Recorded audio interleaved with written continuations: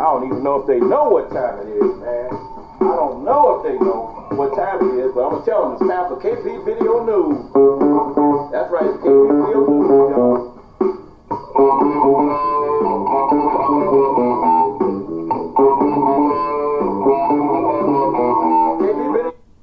That's right, it's time for KP's Video News. And I'm going to dive right in. And this is in Chicago here. Police drop charges against man shot by officers in Chicago rail station. Chicago police and prosecutors announced Sunday that they will drop charges against a man who was shot by officers during a struggle Friday afternoon in a transit station. Chicago Police Superintendent Charlie Beck asked Cook County State Attorney Kim Fox not to charge Ariel Roman with resisting arrest and criminal narcotics charges, according to Chicago PD spokesman Anthony Guglielmi.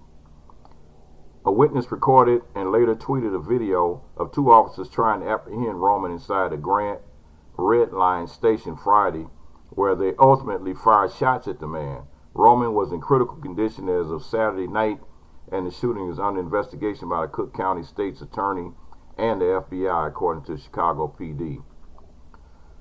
Given the totality of circumstances and the department's significant level of concern around the incident, it would be insensitive to advocate for these charges, Guglielmi stated in a statement. The Cook County State Attorney's Office said Sunday afternoon it agreed to the police request and would dismiss the charges, according to a spokesman. Mayor Lori Lightfoot's office did not immediately return messages for comment. She tweeted Friday night that she found the video extremely disturbing and the actions of these officers are deeply concerning. In the video, with eye of someone who has personally investigated numerous police-involved shootings and reviewed evidence of many more, Lightfoot, the former chair of the Chicago Police Accountability Task Force, tweeted.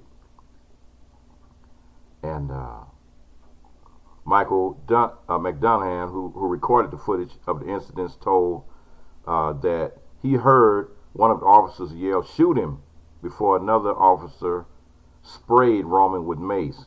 Roman was then shot twice by officers.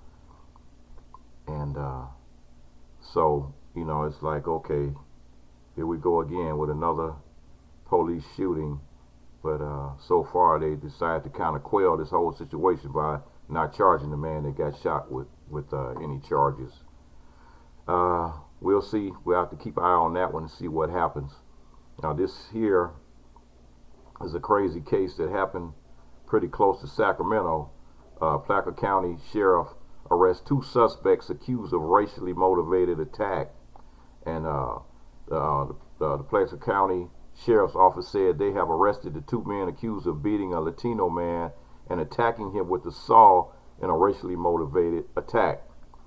Update. These detectives have identified both suspects and they have been arrested. We have more details on their arrest tomorrow. That's the Placer Sheriff's.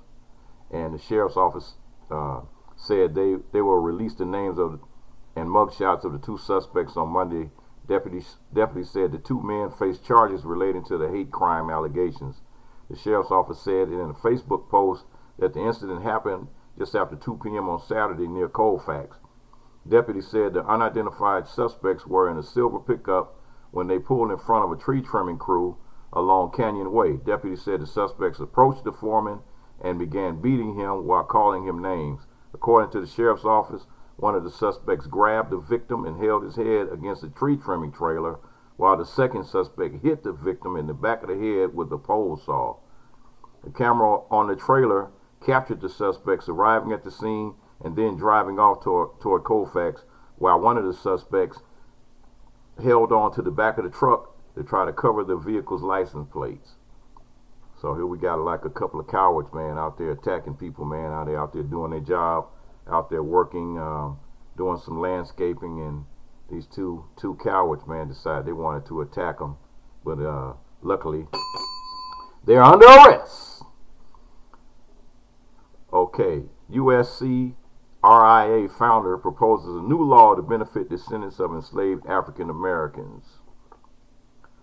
February 21st, 2020, John Cheek submitted the first proposed law to the District of Columbia Board of Elections that is a model bill for businesses, faith-based institutions, industries, and governments that participated or benefited from slavery to redress past maltreatment and exploitation.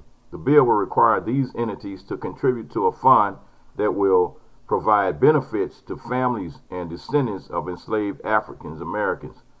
The benefits and programs for descendants are at no cost to the government or taxpayers because funding is provided by major U.S. and international corporations and organizations. Cheeks comments, this is a solution for known inquiries, not taxpayer-sponsored lawsuits that will divide or keep divided the country. Funds will help descendants of enslaved Americans, many of whom live in poor, underserved, and high-crime areas in the United States. The benefits are not handouts and differ from historical reparations, where the U.S. government gave money to, in turn, Japanese during World War II and Native Americans.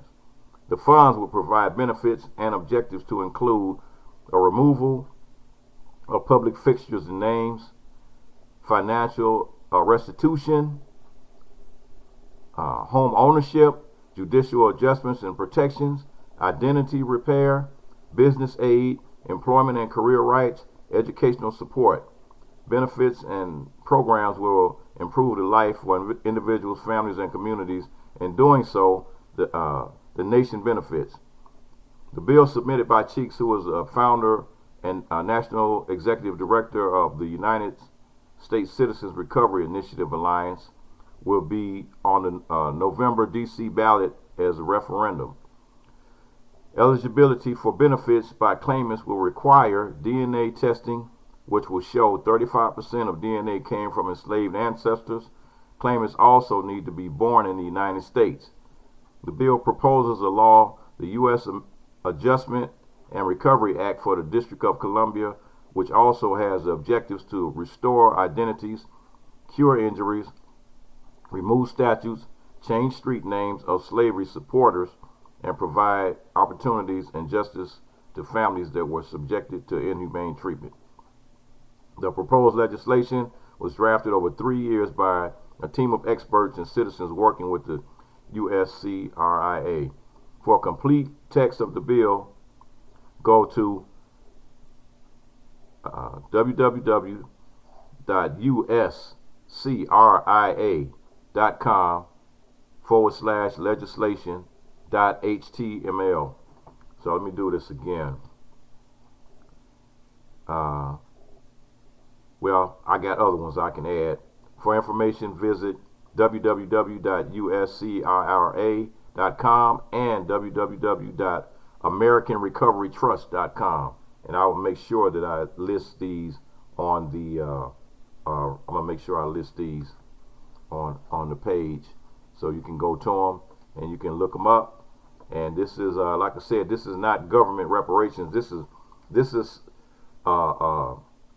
repayment for those companies and those banks. Those banks and all those companies that benefited from keeping people enslaved, and they benefited by getting all that free labor and all these things that hurt black people here in the United States for the last 400 years. So this, like I said before, this is not government reparations.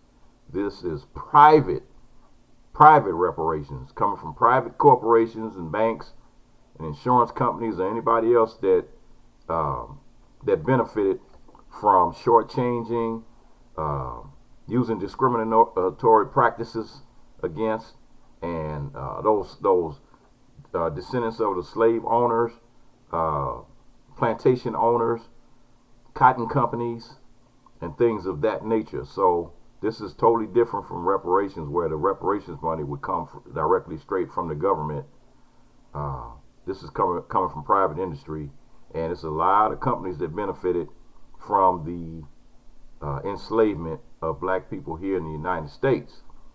Tons, and a lot of companies overseas benefited from it as well. So hey, It's time for this thing to be done.